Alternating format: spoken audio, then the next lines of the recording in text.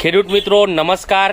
આજે આપણે વાંકાનેર મુકામે આ એક ખેડૂત પાસે પુષ્પા ભીંડાનું વાવેતર કરેલું છે। એનો લગભગ 5મા વારાની અંદર આપણે રિવ્યૂ લેવા આવેલા। તે સમયે ભીંડાના 5 વારા તૂટી ગયેલા હતા, સમજી લો। એટલે ત્યાર પછી આજે વરસાદનું બી વાતાવરણ થઈ ગયું, ખાસો વરસાદ પડ્યો અને ત્યારબાદ આજે ફરી પાછા આપણે 30મા વારાની અંદર આ જરા ઉઘાડ નીકળેલો છે, એટલે પાછો આપણે રિવ્યૂ લેવા આવેલા છે। તો વાંકાનેર મુકામે ખેડૂતનું નામ આપણે શું નામ છે તમારું? ઠાકોરભાઈ ભગાભાઈ હરપટી, વાંકાનેર ગામ। તો 30મો વારો આજે પૂરો થયો। ઠાકોરભાઈ 30મો વારો પૂરો થયો, બરાબર ને?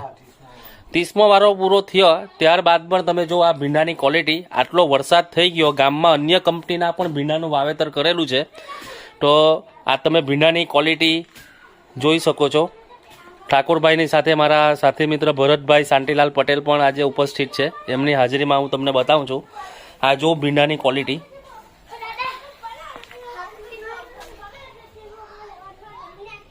એકદમ કડી ભીંડો,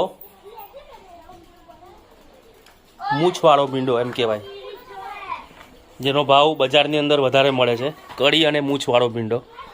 તો ઠાકોરભાઈ, જે તમારા ગામની અંદર આ તમે પુષ્પા ભીંડાનું વાવેતર કરેલું છે અને અન્ય ભીંડાનું બી તમે વાવેતર કરેલું છે, બરાબર? તો અત્યારે ભલે વરસાદ થયો છે, બધાનું કહેવું એવું છે કે ભીંડામાં થોડો ઉતારો ઓછો છે, આપણે માનીએ છીએ, બરાબર? વરસાદને કારણે ફૂલ કડી, ફૂલ ભમરી ખરી જાય છે, એને કારણે ભીંડાનું ઉત્પાદન ઓછું આવે છે। તો અન્ય કંપનીના જે ભીંડા બનાવેલા છે એની સરખામણીમાં આપણા ભીંડા વરસાદ છે તો પણ તમને ઉત્પાદન કેવું લાગે છે? વધારે ઉત્પાદન છે? ઓકે, તો તમારે ઠાકોરભાઈ આ પુષ્પા ભીંડા વિશે અન્ય ખેડૂતને શું સંદેશો આપવા માંગો છો? વાવવું જોઈએ। તમે આના પછી બી આગામી પણ ભીંડાનું વાવેતર કરવાના છે? આ જ ભીંડા કરવાના છે? તમને પસંદ આવ્યા?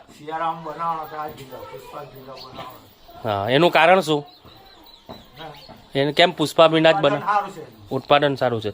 ખેડૂત મિત્રો, ઠાકોરભાઈનું કહેવું એવું છે કે આટલો વરસાદ પડ્યો તો તે છતાં પણ અન્ય કંપનીની જે જાત બનાવી છે આ ગામમાં, એના કરતાં પુષ્પા ભીંડાનું ઉત્પાદન સારું છે અને એમનું એવું કહેવું છે કે હવે પછી પણ પુષ્પા ભીંડાનું જ વાવેતર કરવાના છે આગામી શિયાળાની અંદર પણ।